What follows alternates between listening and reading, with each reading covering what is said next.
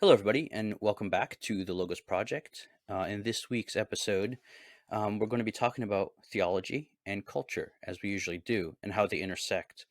So, the main motto or vision that the Logos Project adheres to is this phrase that I came up with. Basically, it goes: the Logos Project seeks to offer insights from the tradition, capital T, to explain the modern world so that we can successfully move into the future. And so that's why theology and culture are really important to me and to my co host, Sam, and to the entire project. And so basically, what I'm going to do today is I'm going to talk about Christianity and its relationship to secular politics. And mainly, I'm going to talk about apologetics. Now, I'm actually going to criticize apologetics. So I'm going to say that apologetics is actually a waste of time. Now, I obviously say that in a qualified sense. People have jobs, people have children, they're busy, and apologetics is a good thing if you're a busy person who can't spend all of your time reading theology or history.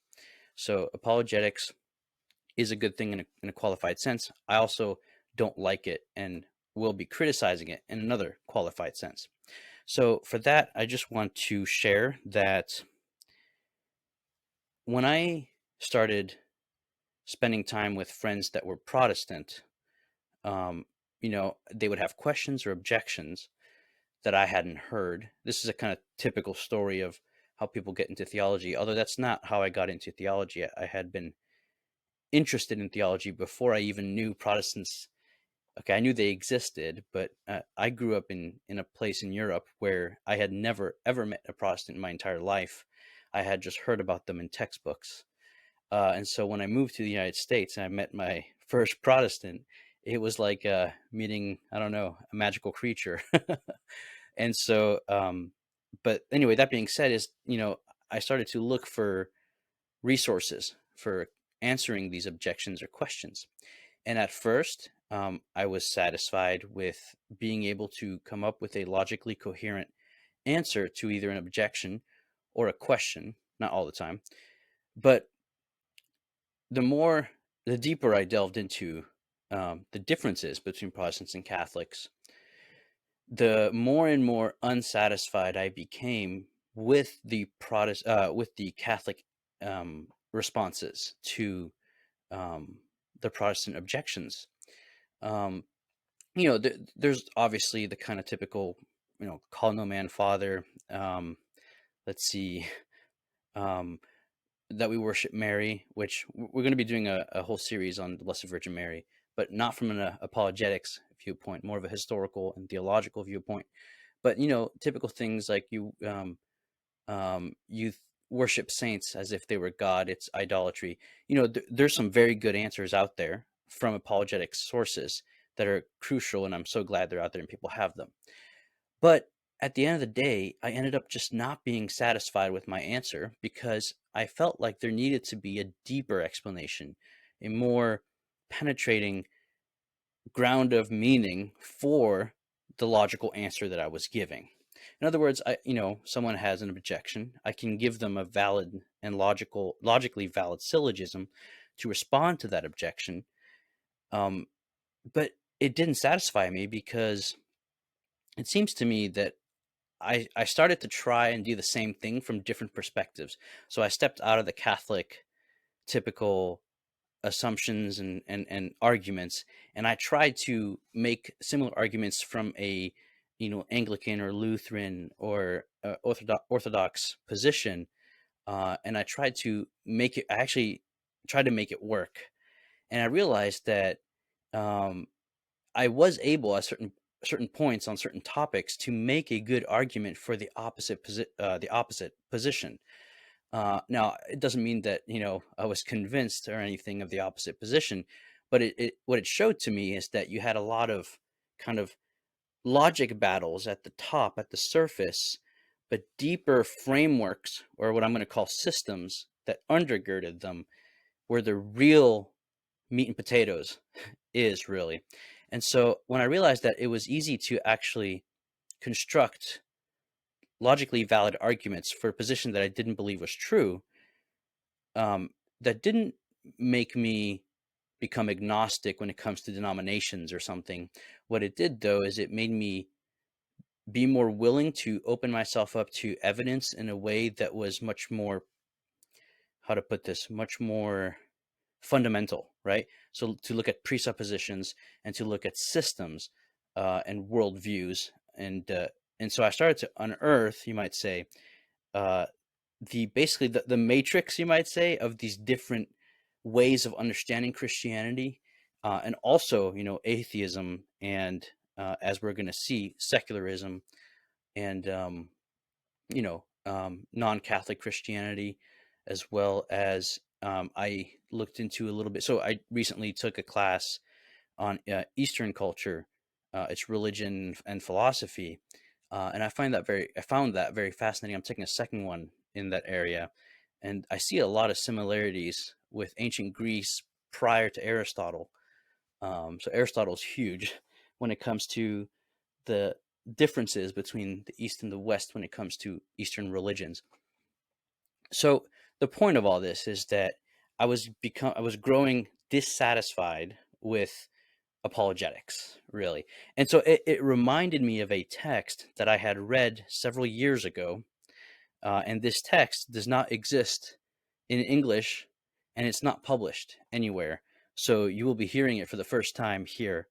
It's a text from Don Delat, who is a French Benedictine abbot.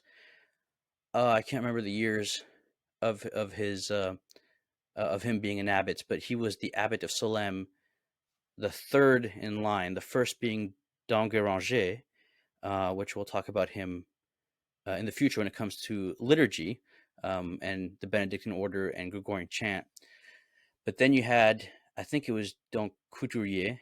I'm using the American accent because I'm talking to an American audience. And finally it's Don Delat. And Don Delat wrote the biography of Don Guéranger, but he also wrote a commentary on the Psalms for Benedictine novices.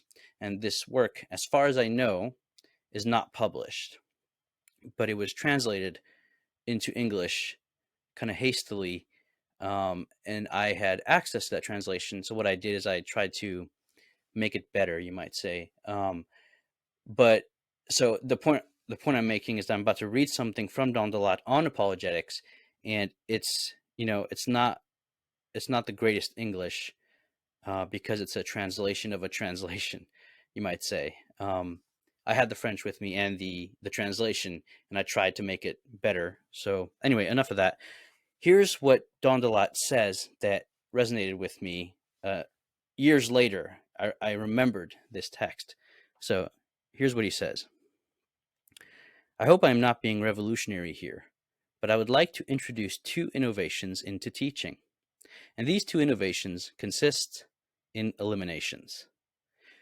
No history of religions, no study of religious experiences, no apologetics, very little introduction.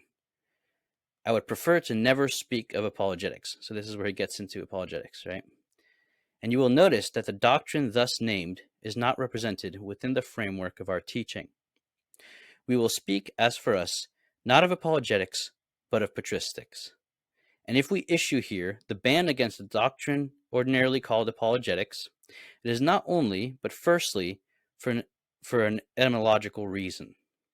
Because the name suggests that supernatural truth and the doctrine of the church need an apologia, and that they need to plead their case before who knows what tribunal. For indeed, what tribunal in the world is qualified to judge supernatural doctrine? So here he's not promoting fideism. So obviously I wasn't able to give you the larger context of all of this, what I'm reading. This is an introduction to his commentary on the Psalms. But he's not advocating for some kind of fideism. He's rather showing a difference between, you might say, a kind of pure rationalism, and uh, the internal cohesiveness of supernatural doctrine, a cohesiveness that can constantly be, um, so the doctrine doesn't expand, but our understanding of the doctrine can constantly expand because it's something that is supra-rational, as I'm sure some of you have already heard people speak of this, namely Bishop Barron, where the truths of the faith, they're not anti-rational, right? Because St. Thomas talks about, right, the fact that faith and reason, excuse me, are not at odds, but the truths of the faith are supra-rational because they are indeed a revelation, which means that something is revealed that was not known before. And so, if the human faculty of reason is able to come to conclusions without a revelation as to the nature of the Trinity or the historical reality of the incarnation, right? Then revelation wouldn't be necessary because we would be able to discover these and, in a sense, save ourselves, if that makes sense. So the truths of the faith are supra-rational because they are revelation and they reveal the very structures of reason, right? And that's why um, John's gospel begins with the Word being with God, being God, and becoming flesh in order to reveal God to us. And so the foundations of reason are really something that are super rational and that we have to put our faith in. And as we'll see soon, Joseph Ratzinger speaks about this in his book, Introduction to Christianity, when he addresses the concept of belief and faith. Okay, continuing with Dom Delat. He says here in the second and final paragraph, however, there is another motive for this conclusion, namely that apologetics will never be a science, or one science. It has no object, and it has too many. There is philosophical apologetics. There is historical apologetics. There is scientific apologetics. He's using the word scientific here uh, in the more medieval sense of just a field of study that has an object for its study. Each one answering the specific objections that philosophy, science, and history can raise against supernatural doctrine.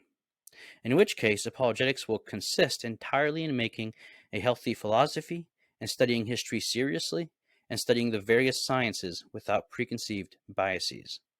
Thus, what claims to be a science, i.e., apologetics, will not be distinguished from true and sincere study of philosophy, science, and history. So that's Don Delat. Now, again, people have jobs and families. Not everyone gets to nerd out like me and study theology for fun. And that's basically my main occupation right now because I'm a student. So I think apologetics is good for practical reasons. However, I personally don't like it because, as Don Delat said, right, it has no object of study or it has too many because its focus is to answer objections on any topic, right, in order to defend what you assent to. But he also, as we saw previously, said that supernatural doctrine, right, cannot be defended in a certain sense in a kind of rationalistic way. And so it has to be shown to illuminate reality. And this is what I mean when I was talking about earlier, you might say presuppositions and systems, right? So that's why, with reason, right, in a kind of rationalistic way, I found that I was able to defend positions that I did not believe were correct. And what that made me do is wonder, okay, there must be something more fundamental that's going on here, something more encompassing, a worldview, a larger and deeper understanding of reality itself. So, that being said, I'm still on a journey to discover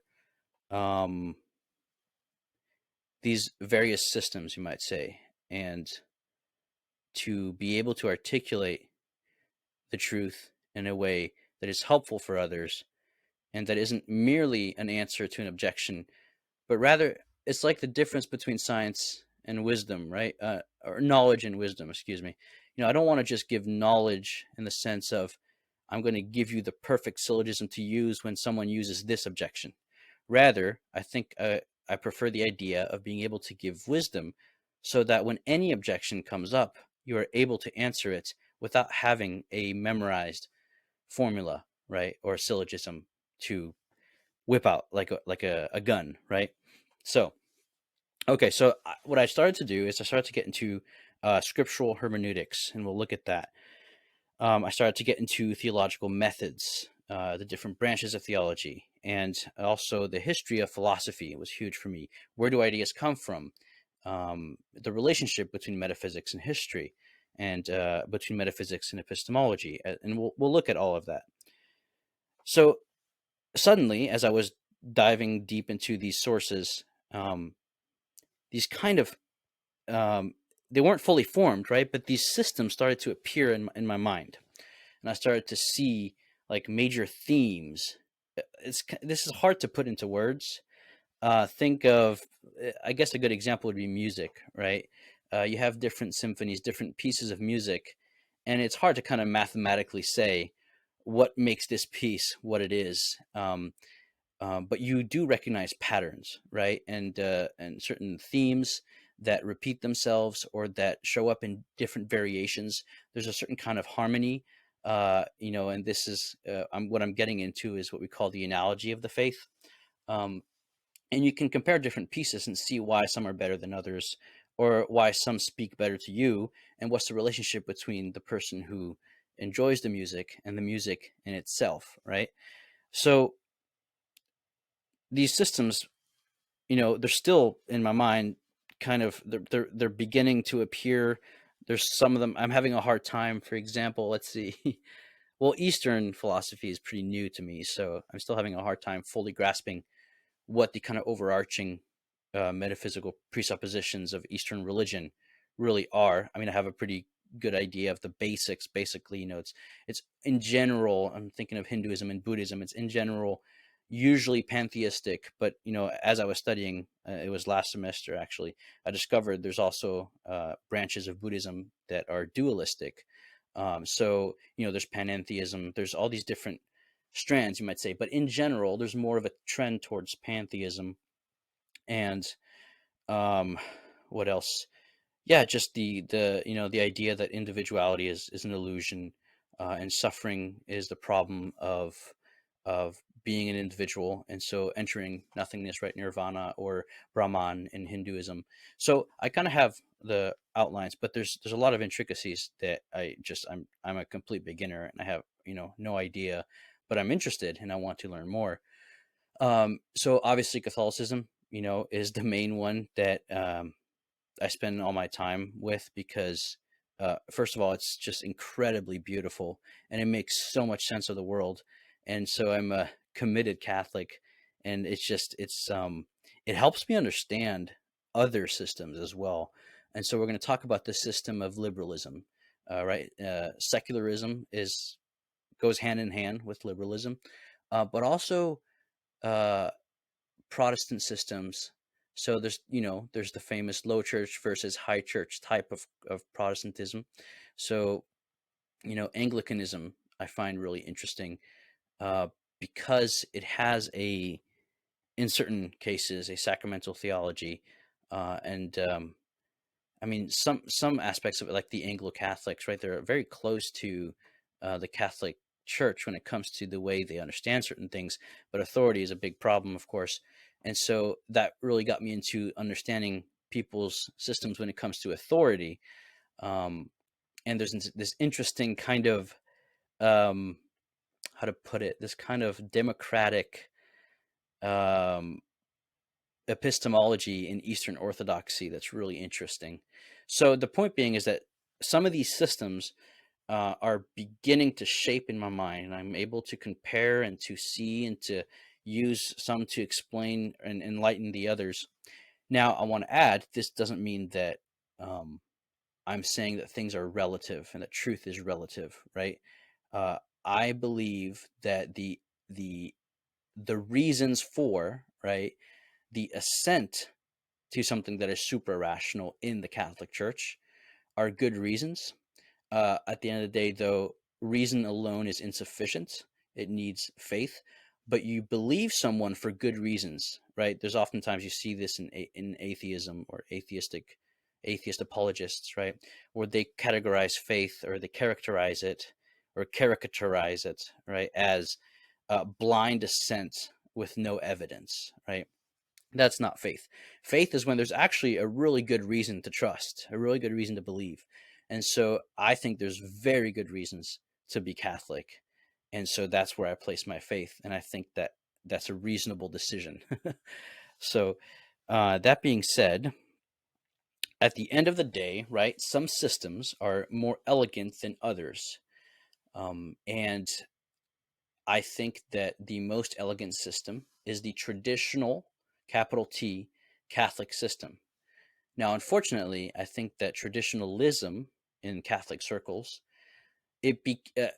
I started there, right? And the more I studied, the more ad hoc it became. I had to add so many different stilts to it, and I felt like it didn't explain things well enough.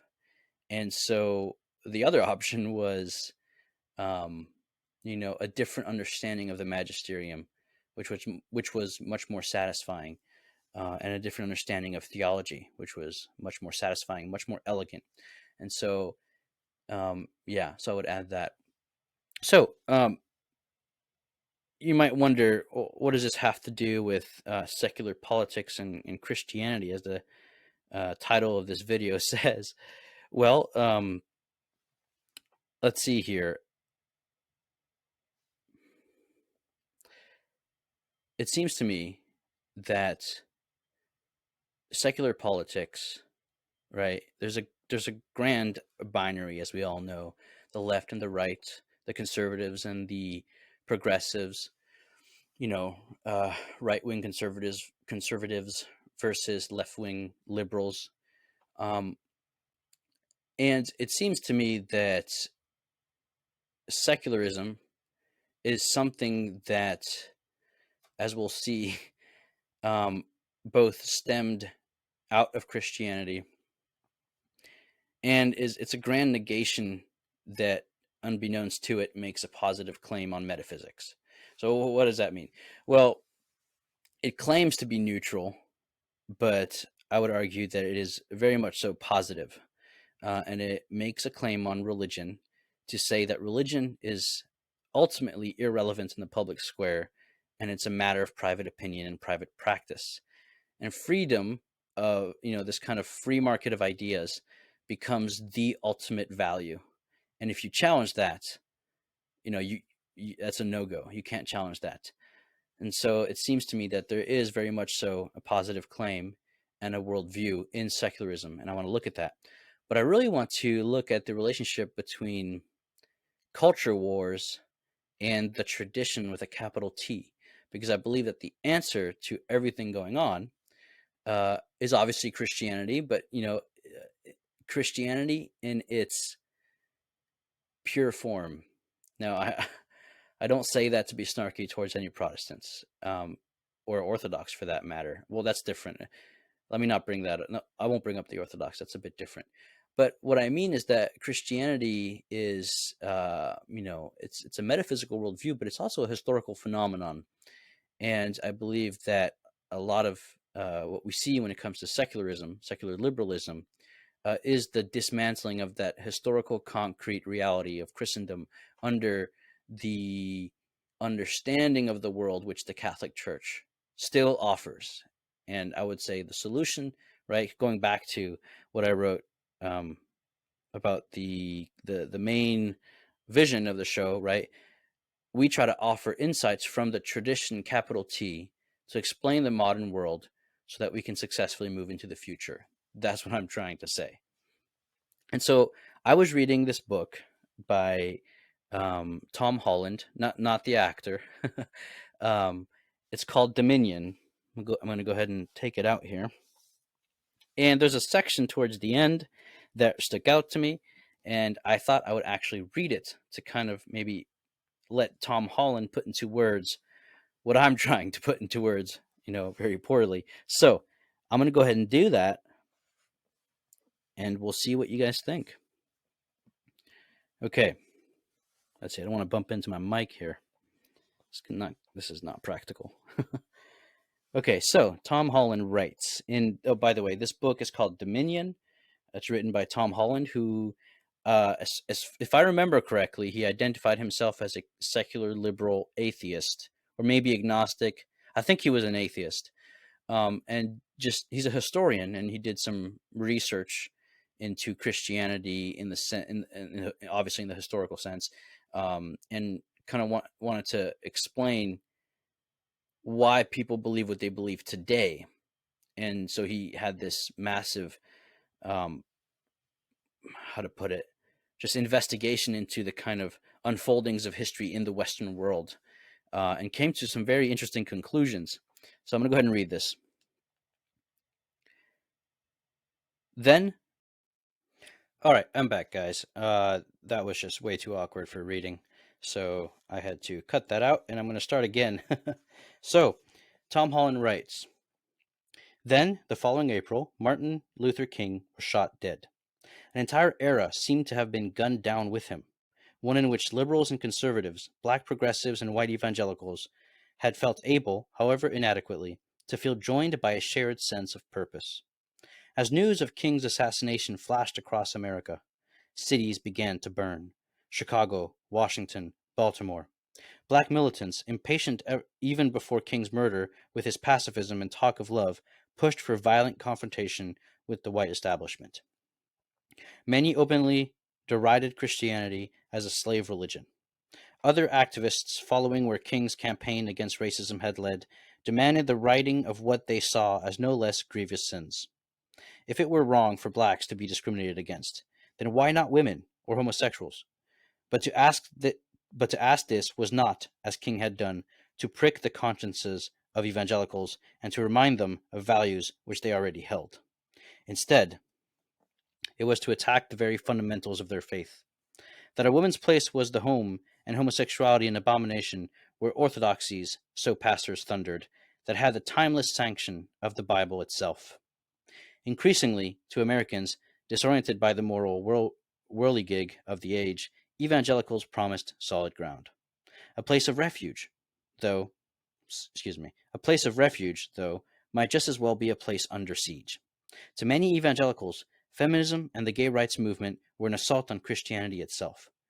Equally, to many feminists and gay activists, Christianity appeared synonymous with everything that they were struggling against: injustice and bigotry and persecution. God, they were told, hates, and then he uses a slur. By the way, I don't agree with everything he's writing here, but it's still worth listening to. It's very interesting, right? Again, a critically minded person doesn't shy away from reading something he doesn't agree with. I think it was Aristotle. He wrote that the sign of an educated mind is, I think, I'm paraphrasing, right, is to entertain an idea without accepting it. But anyway, I still think this is super relevant, so I'm going to keep going. So, but did he, right? Did God hate people? But did he? Conservatives, when they charged their opponents with breaking biblical commandments, had the heft of 2,000 years of Christian tradition behind them. But so too, when they pressed for gender equality or gay rights, did liberals. Their immediate model and inspiration was, after all, a Baptist preacher. There is no graded scale of essential worth, King had written a year before his assassination. Every human being has etched in his personality the indelible stamp of the Creator. Every man must be respected because God loves him. Every woman, too, a feminist might have added. Yet King's words, while certainly bearing witness to an instinctive strain of patriarchy within Christianity, bore witness as well to why, across the Western world, this was coming to seem a problem. That every human being possessed an equal dignity was not remotely self-evident a truth. A Roman would have laughed at it. To campaign against discrimination on the grounds of gender or sexuality, however, was to depend on large numbers of people sharing in a common assumption that everyone possessed an inherent worth. The origins of this principle, as Nietzsche had so contemptuously pointed out, lay not in the French Revolution, nor in the Declaration of Independence, nor in the Enlightenment, but in the Bible. Ambivalences that came to royal Western society in the 1970s had always been perfectly manifest in the letters of Paul. Writing to the Corinthians, the apostle had pronounced that man was the head of woman. Writing to the Galatians, he had exalted that there was no man or woman in Christ. Balancing his stern condemnation of same-sex relationships had been his rapturous praise of love.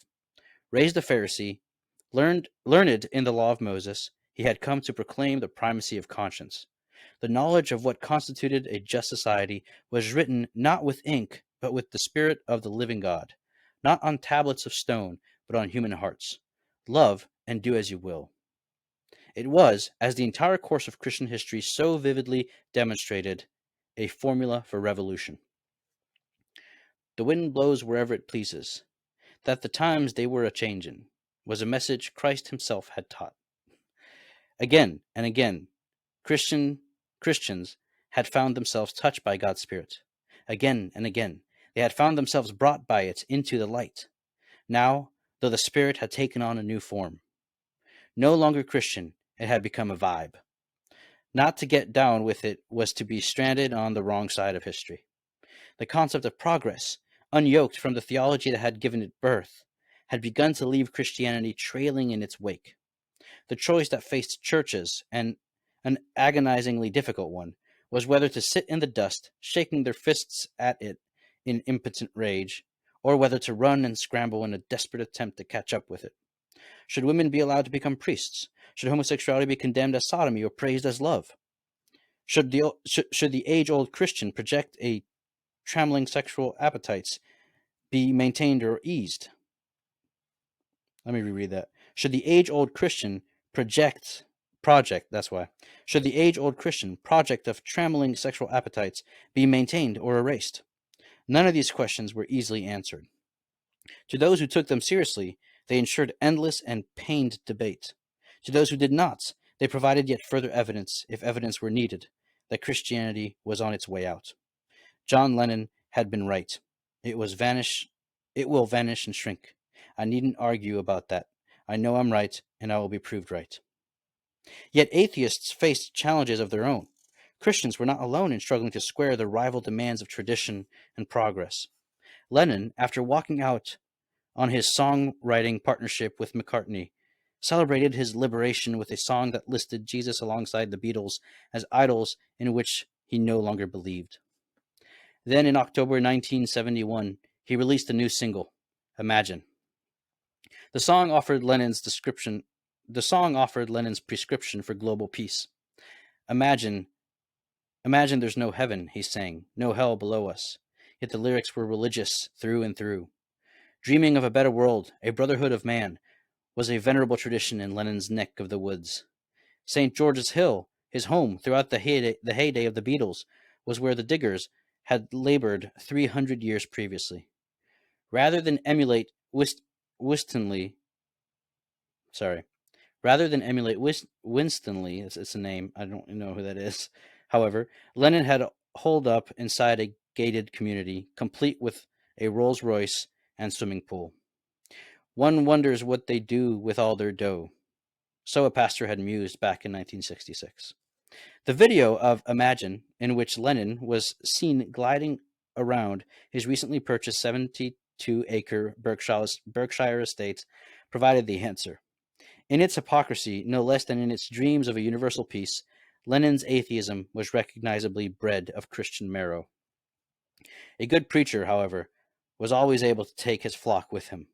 The spectacle of Lennon imagining a world without possessions while sitting in a huge mansion did nothing to put off his admirers. As Nietzsche spun furiously in his grave, Imagine became the anthem of atheism. A decade later, when Lennon was shot dead by a crazed fan, he was mourned not just as one half of the greatest songwriting partnership of the 20th century, but as a martyr. Not everyone was convinced. Now, since his death, he's become Martin Luther Lennon. Paul McCartney had known Lennon too well ever to mistake him for a saint.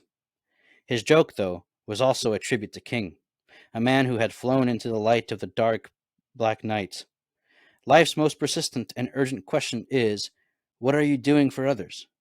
McCartney, for all his dismissal of goody-goody stuff, was not oblivious to the tug of an appeal like this. In 1985, asked to help relieve a devastating famine in Ethiopia by taking part in the world's largest ever concert, he readily agreed.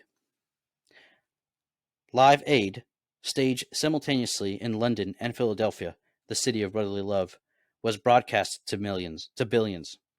Musicians who had spent their careers variously bedding groupies and snorting coke off trays balanced on the heads of dwarves played sets in aid of the starving. As night fell over London and the concert in Wembley Stadium reached its climax, lights picked out McCartney at a piano. The number he sang, Let It Be, had been the last single to be released by the Beatles while they were still together. When I find myself in trouble, when I find myself in times of trouble, Mother Mary comes to me. Who was Mary? Perhaps, as McCartney himself claimed, his mother, but perhaps, as Lennon had darkly suspected, and many Catholics had come to believe, the Virgin. Whatever the truth, no one that night could hear him. His microphone had cut out. It was a performance perfectly appropriate to the paradoxes of the age. So that's the section that I wanted to read, where you see these insane ambivalences. Is that how you say that in the plural? Anyway, I think it was Chesterton. He said something about the problem with modernity is not vice, but virtue gone wild. Something to that effect. That's probably a horrible paraphrase, but I really think that's what we're dealing with. And there's issues. I think there seems to be let's take gender for example, right? On the one side, you have people saying that gender is a construct or it's some kind of self-identifying thing that has nothing to do with the material world. And on the other hand, you have people saying that the material world is, ultimately what gender is all about. But you see, the Catholic vision, right, the tradition with a capital T, is a sacramental vision, right? It's not materialistic and it's not spiritualistic, right? The material participates in a greater spiritual reality. So we are embodied persons, right? We are embodied spirits, right? And gender, right, is that which makes us in the image of God. So there's a real sense in which gender is something that cannot be reduced either to something purely spiritual or purely material. It's rather sacramental. Our bodies are kind of like sacraments. And we'll get into that at length when we talk about, actually, we're about to talk about it, John Paul II and his theology of the body. That being said, I want to conclude here this long reading by this one short paragraph by Tom Holland. He writes, "There had always existed in the hearts of the Christian people a tension between the demands of tradition and the claims of progress, between the prerogatives of authority and the longing for reformation, between the letter and the spirit of the law.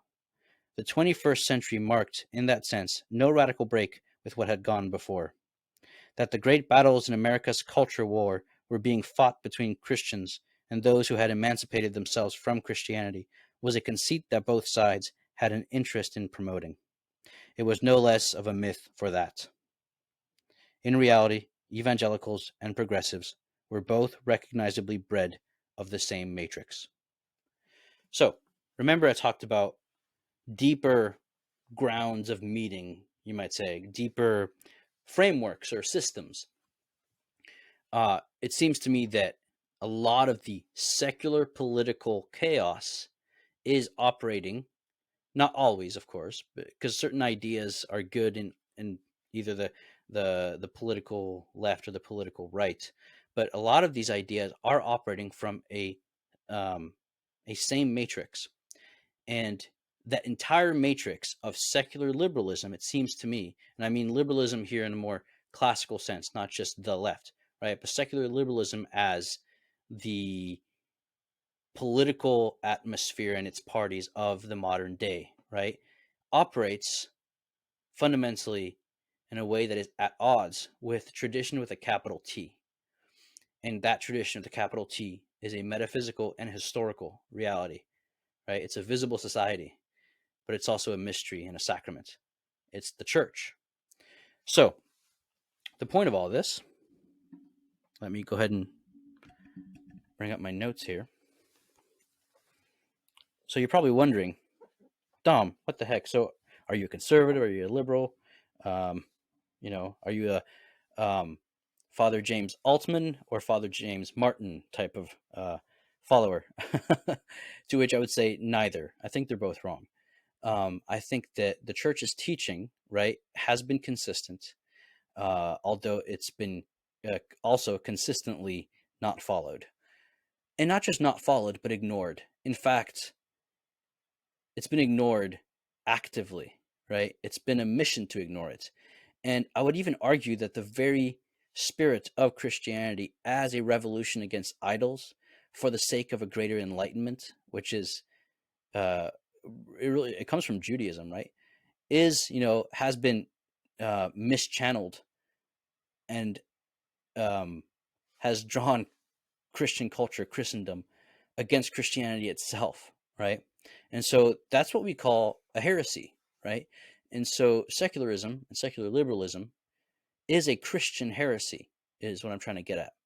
And I think that if we look at culture and if we look at the tradition with a capital T, at theology, and we see where theology and culture intersects, then I think we can begin to understand and come up with answers to help us move forward. And so, that being said, what I want to do is speak about some books. Now, this is not a it's a short list. It's it's not perfect. Um, it's not for someone who has never read any theology. Um, it's some of the books in this list are somewhat difficult, but I'm going to give it anyway because I think it's a good list with limitations, but it's a good list nonetheless. So, what I'm going to do, let's see here. Okay, I want to recommend, and this won't be a surprise for those who have been watching, Joseph Ratzinger's book, Introduction to Christianity. I think it's a good introduction. That being said, it is not an introduction in the sense of, oh, first time reading theology. It is very dense and somewhat difficult at parts. So, dense reading, but nonetheless a great introduction. The other book I want to recommend is this book here by N.T. Wright, Tom Wright, Anglican scholar, Anglican New Testament scholar. It's called The Resurrection of the Son of God. And this is it's very thick, okay? I know, it's huge. But the cool thing about Wright is when you read him, he reads very conversational. Like you feel like he's just talking to you. So it's easy to read fast. And it's really delightful. He has a very smooth writing style. So I want to, speak about Introduction to Christianity. It's a great introduction to systems, you might say, and to principles. And speaking of principles, right, this book right here, Principles of Catholic Theology by Joseph Ratzinger, is something that I will be using over and over again throughout this show because it does exactly what I've been trying to say in this episode, right? Which is I'm dissatisfied with logical syllogistic answers to objections that just deal with particular things, right? I want to get down to the bottom of things. I want to get down to the fundamental principles of a worldview or of a vision of reality. And so this, Principles of Catholic Theology is a great place to do such a thing. Now, let's see. There's a great essay, so I'm going to switch over to more like Protestant Catholic fundamental principles. And when it comes to biblical hermeneutics, there's an essay called Paul and the Introspective Consciousness of the West. Let me say that again. Paul and the Introspective Consciousness of the West, written by Krister Stendahl. And it is a essay in Pauline studies. And it helped, I heard other theologians talking about it. I read it, and it helped me understand better this whole faith alone and works versus faith, and really the grander picture of Paul's soteriology, right? His theology of salvation.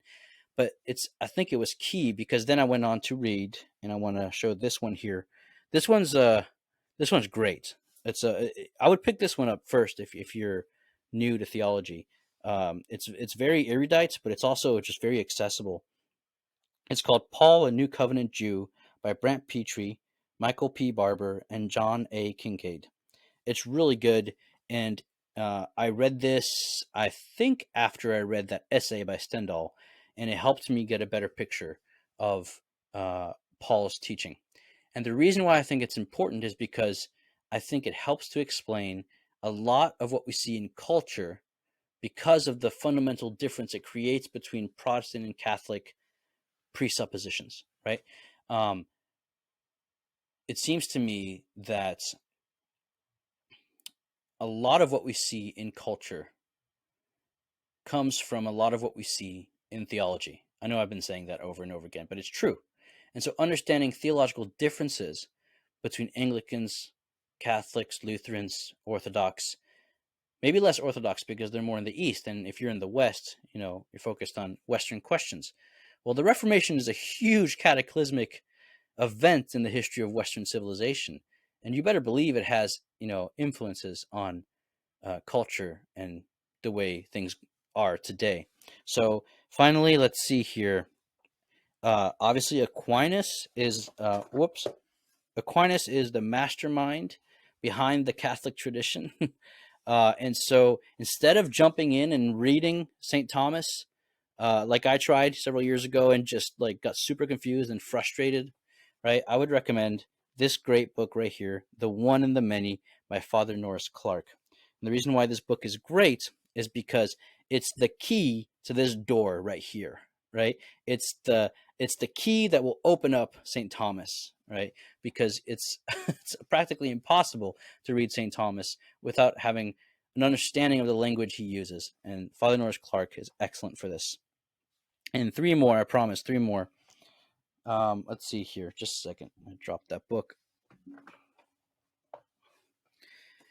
Okay, this one here is, I read this after I read N.T. Wright's his book, The Resurrection of the Son of God. And so I strongly recommend that book by N.T. Wright. And pun intended, he's right about a lot of things. But reading this book right here that I'm about to show you has made me realize where he goes wrong. And it was revolutionary. And I've brought it up in episodes before, so you probably know what I'm going to talk about. But it's this book right here called Eschatology by Joseph Ratzinger. I'm going to have to reread this. I've read it once in like a half. Like I've been going through it as like a textbook, as a reference book over and over again. But I'm going to have to sit down and reread the whole thing sometime because it's so dense and so good. So, okay. And I want to mention this is not just a show and tell. I mean, it kind of is, but it's I want to show you what we're drawing from at the show, but also like if you're interested in reading this stuff, I really think you should. Um, but what I want to show here is this book by Dr. Scott Hahn. It's called Kinship by Covenant, and if I'm not mistaken, it is his doctoral thesis. Now, Dr. Scott Hahn writes a lot of popular books, which is phenomenal. For example, The Lord's Supper, The First Society, things like that. Um, and they're excellent. And thank God we have a Catholic scholar, doing things like that, writing easily digestible books for lay people.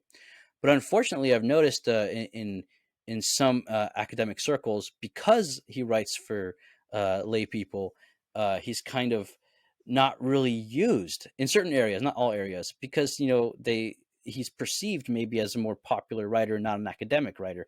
But I mean, he has some excellent academic work. I don't have it right here with me; it's somewhere up there. But he has a excellent works in biblical theology that are very, very academic, and many papers out there that I've read.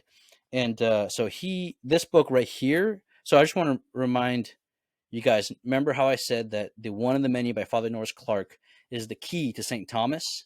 Well, this book right here, Kinship by Covenant, is the key to Scripture.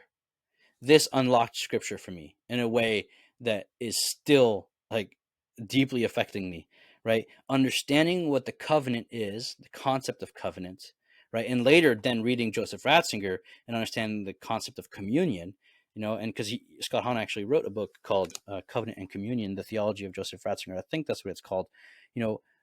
Understanding covenant has just revolutionized the way I read Scripture. And I'm going to conclude with a book that answers so many of the very cultural issues that I brought up by reading Tom Holland. And this book is John Paul II's Theology of the Body. Now, in traditionalist circles, it's very disliked, although I wonder if they've read it, because in its popularizing phase, you might say, it kind of became a kind of Catholic sexuality talk to high schoolers, right? And so it became kind of like Catholic sex ed. But John Paul's Theology of the Body is anything but that. Um, it's just it's a work of theology that is offering a comprehensive understanding of all of reality. You know, I remember before I took the class, I was like, "Oh no, here we go, Catholic sex ed." But this is not that at all. It is a very, very profound, comprehensive, uh, you know, just investigation, depiction, description, of the infinitely mysterious, um, you know, I don't know what I'm saying, infinitely mysterious, um, beauty of the created world and how it reflects God. That's what I'm trying to say. So I want to conclude with that one because it's extremely relevant to the cultural issues, many of which I brought up by reading Tom Holland's book. And so that is basically what I wanted to say today, right? And so, in other words, the relationship between Christianity and secular politics, or really culture, right? The culture wars in America. This is what we're going to look at. And there's no better way to do so on the theology side than by looking at the Second Vatican Council, and on the culture side by looking at art. Now, I use the word art as broadly as possible. And so, just to give you guys a foretaste, real quick, about Second Vatican Council, I strongly recommend this book right here by Aidan Nichols, Father Aidan Nichols, Conciliar Octet. That's a good way to start if you want to get into the Second Vatican Council. Now, when it comes to culture, we are going to be tackling three main franchises. Excuse me. And those franchises are two of them, started off as literary franchises. One of them is just a film franchise. All three of them, of course, ended up being film franchises, but they are, I think, I could be wrong. I would say they are the most popular, but also the franchises that speak the most to us today. And those are, number one, of course, The Lord of the Rings. And we're going to talk about that at length. I'm super excited. Obviously, Star Wars. Why am I bringing up Star Wars on a theology podcast? Trust me, it'll make sense. The psychological, Christian, and Eastern, more Buddhist ideas that are in Star Wars. It's interesting to kind of delineate where each are, and I'm a critic of Buddhism. I wrote a paper on it that showed its flaws. Although we'll have to talk about that some other time. Anyway, there's interesting aspect of Buddhism that I discovered. But the point being is that Star Wars is, how it speaks to us on a cultural level and why, right? And we can get into Carl Jung and the relationship between psychology and theology. And finally, and this is a controversial one, you probably know where I'm going with this. People, before I say it, people have had mixed feelings over this franchise because, especially in more conservative, evangelical or conservative Catholic circles, because there's a fear surrounding it that is not necessarily unwarranted. So I'm going to give it a fair assessment, I promise. But the franchise is Harry Potter. Harry Potter is, the 7-book franchise and subsequent movies. Is something that was massive, right? When the books came out, it was a worldwide phenomenon. Why? Is it demonic? Is there something to be? Should we stay away from it? Those are questions I'm going to be addressing. So to conclude, right, The Lord of the Rings, Star Wars, and Harry Potter.